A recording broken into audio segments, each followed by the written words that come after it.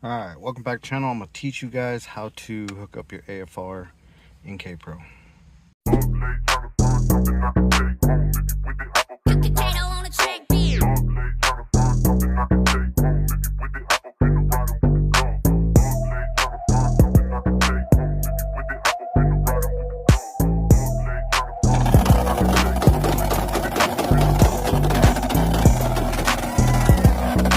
Alright, so I'm going to teach you how to get your AFR reading on Kpro. Let's see. So once you get all your wiring run, you're gonna run one wire to your Kpro.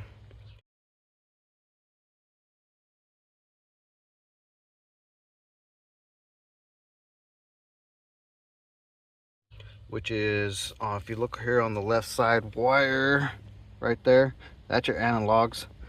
On there, you're gonna hook up your gauge wire that you ran all the way over there, and you're gonna hook it up to one of those analogs. It doesn't matter. It goes, I think, 1 through 7, and then there's 2 grounds. So it doesn't matter which one you hook it up to. You can go 0, 1, 2, 3, whatever. Mine right now is on 3. So anyway, so once you get that wired in onto that connector, that harness, then you're gonna go ahead and go into your settings in the Kpro, and I'm gonna show you how to do that right now. All right, so once you got your laptop up, go get started. Come on, computer.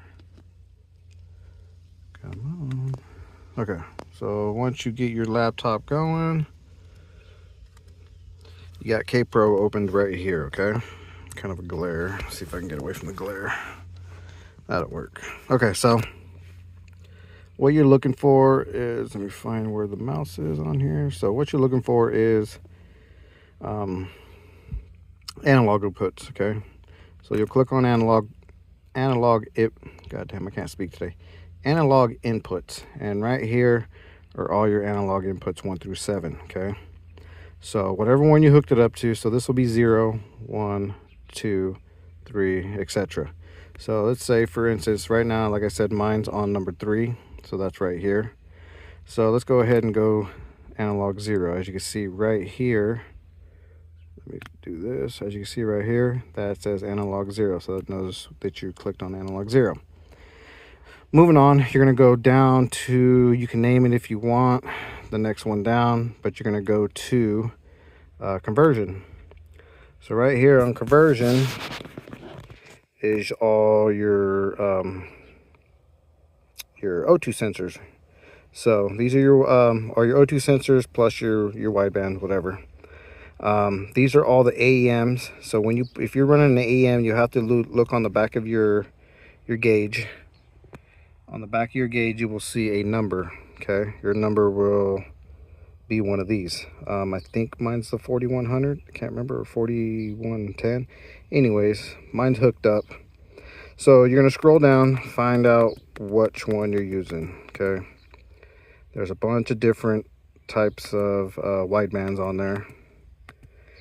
Once you figure that out, then you're gonna go ahead and click on which one that your wideband is. As for, let's see, as for RAM voltage and custom, I don't know what to do there. I typically buy an AEM because AEMs are known and they have, you know, the numbers already on here. So anyway, you're gonna find the one you want, pick it. Okay, so let's jump back up to mine.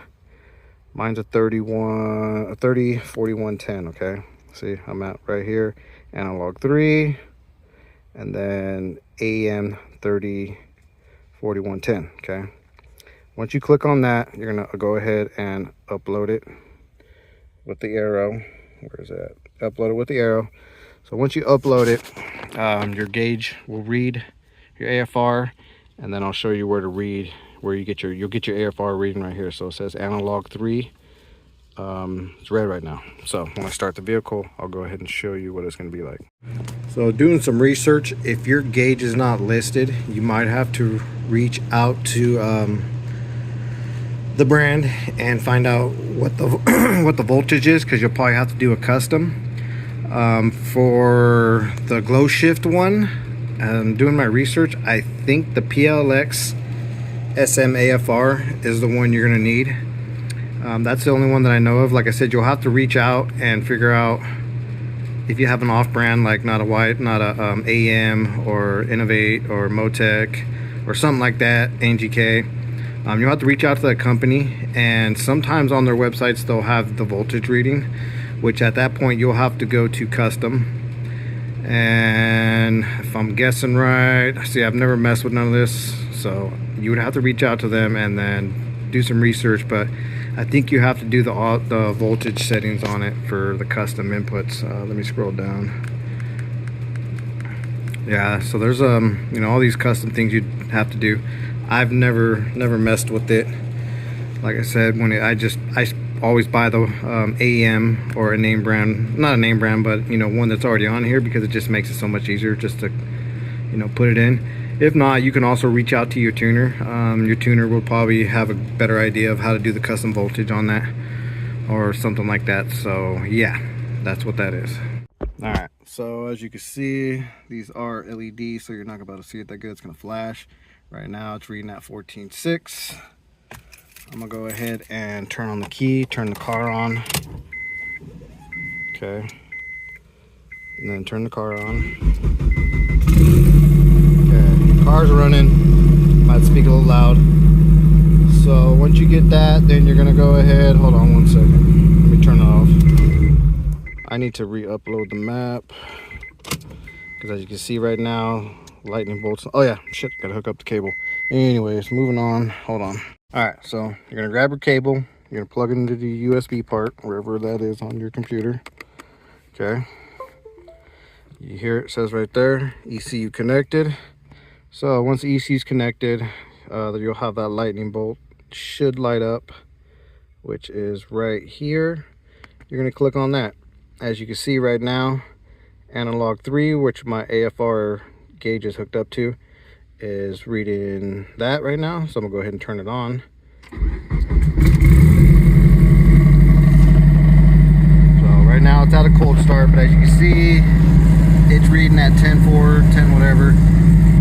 And if you go down here, it's doing the same reading. These readings are going to be off by a little bit, but they should typically be, you know, within range of each other. So that's pretty much it. So once that reading there is reading right here, then you know that your analog is, your wiring's hooked up right for your AFR to read on your computer. So that's pretty much it. So yeah, that's pretty much it. Once you get your wiring done onto the Kpro, open the laptop, hook your connector in. Let me turn this off. You know, hook your connector, or yeah. Anyways, like I said, once the computer reads what the gauge is reading, then you know that it's hooked up right. Like I said, the AMs are really easy to hook up. If you're running other ones, you might have to do some research on which ones, what setting on the conversion you need to hook up.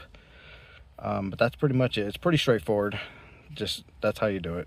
So pretty straightforward and simple video.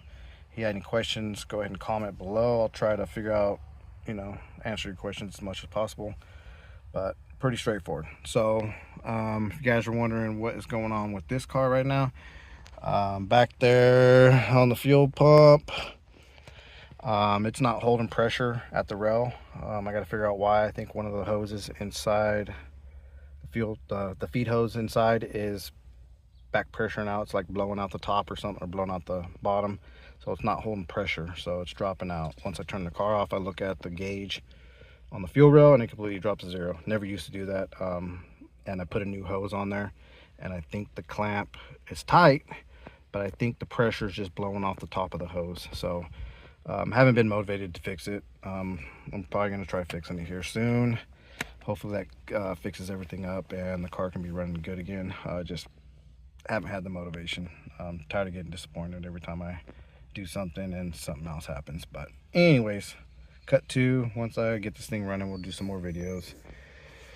But yeah, that's pretty much it. Pretty straightforward. So hope this worked out for you. Like, subscribe. KL Day. Catch you guys on the next one.